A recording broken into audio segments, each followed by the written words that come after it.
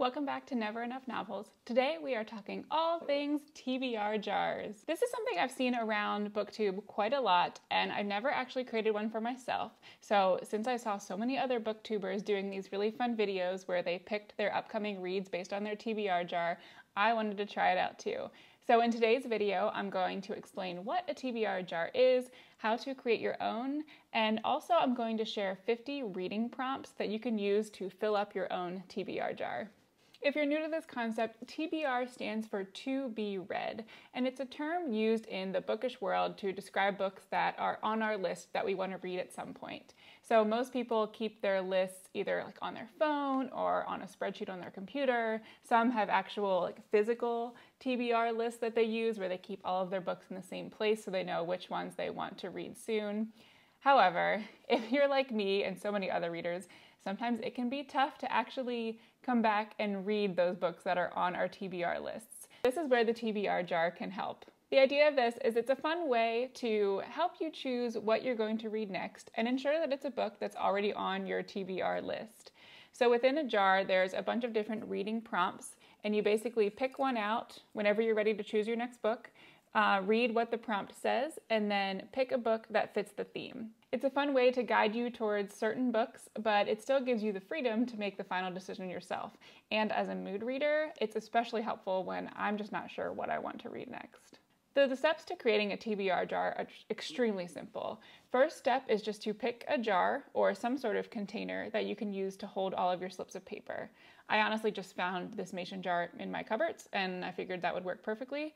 If you don't want to create your own, there are also a ton of options on Etsy and they're a lot cuter than this one. So if you want something that will look nice on your bookshelves or look nice on your desk, you can head to Etsy and find some there. I'll put a link to a few of my favorites in the description so you can easily find them.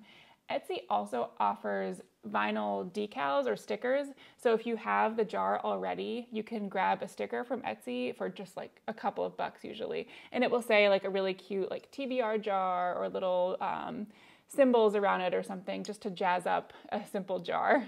I'll also put the link to a few of those in the description so you have those as well. Step 2 is writing down your prompts that you're going to put into your jar on little slips of paper. So you can just grab a sheet of white paper and cut it up into strips. I actually had a bunch of these colorful pieces of paper from a previous project, so I decided that I wanted to make my TBR jar colorful and just decided to use these. But once you have your prompts selected, you simply write them down on this piece of paper and then fold them up and put them inside of your jar. This is probably the hardest step because it's okay, where do I come up with ideas for these prompts? So I'm here to help, and I put a link to a blog post that I wrote that has 50 recommendations that you can use for your TBR jar prompts. So that link is down in the description and you can head there and pick or choose however many of the prompts that you want to fill up your own TBR jar. Some of the ones that I used are a book with a great first sentence, a book with a place in the title. Let's see, this one is a book that's over 400 pages. I like this one personally a lot. A book with food or drink on the cover. Oh, and this one is a book with girl, lady, or woman in the title. So as you can see, the prompts vary wildly. They can be dependent on the subject of the book, the author, the actual cover design, or what's in the title. So it's a unique way to narrow down what you're picking, but still leave it broad enough that typically you'll have maybe a couple of books that fit the description on your TBR at any time.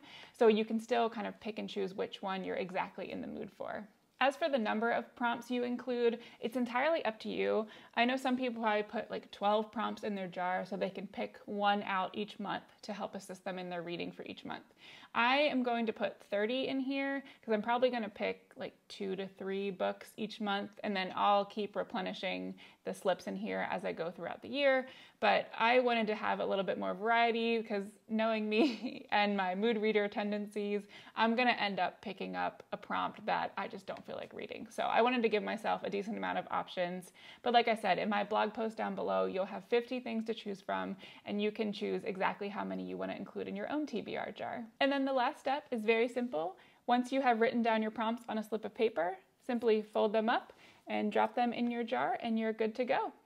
Then whenever you want to pick out your next read, you simply pull one of the prompts out, open it up, and see which book you're going to choose that fits that prompt.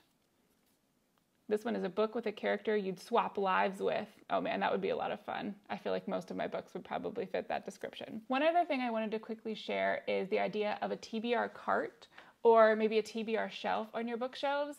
So you'll probably see a lot of other booktubers have like a specific book cart that they're using whenever they're going through their TBR jar prompts for the month. And what they've done is curated a selection of books that they want to read or that is on their TBR lists and put it all in one place. So it just makes it a little bit easier when you're actually going through like your TBR, you pick out a prompt and then try and figure out which book to read if you know where all of the books are that you're interested in or that you haven't read yet.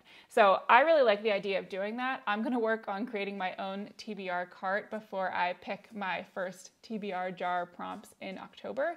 And it's basically just going to be going through my shelves and seeing which books I haven't read yet, either that I've had for years and I keep meaning to get to, or books from publishers that I need to read soon, or books that I recently got from bookstores maybe that I've been excited to read, just haven't got around to, and put them all in one place so that they're very easy to find. And then, like I said, as you're going through the prompts, you'll be able to quickly see which books match the description or match the theme so that you can decide which book to read then. While I do absolutely love having a book cart, if you don't have one, you don't need one.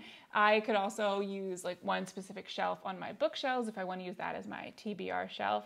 But I also have a lot of books on my TBR that I don't have physical copies of. There's just no way that I could actually own all the books that I want to read eventually, and I'm sure a lot of you feel that way as well. So I actually keep my main TBR list just as like a note on my phone. If you don't have a bunch of physical books, or maybe you're planning to go to the library at some point once you figure out which book you want to read next, you can also use that list for your TBR jar as well, and just pick out a prompt and look through your list that's on your phone to scan and see which one might match the theme. These days it's so simple to look up a book cover or information about the author, how many pages a book is as well. So even if you don't have the physical books, you can just as easily use like a note on your phone or something as well.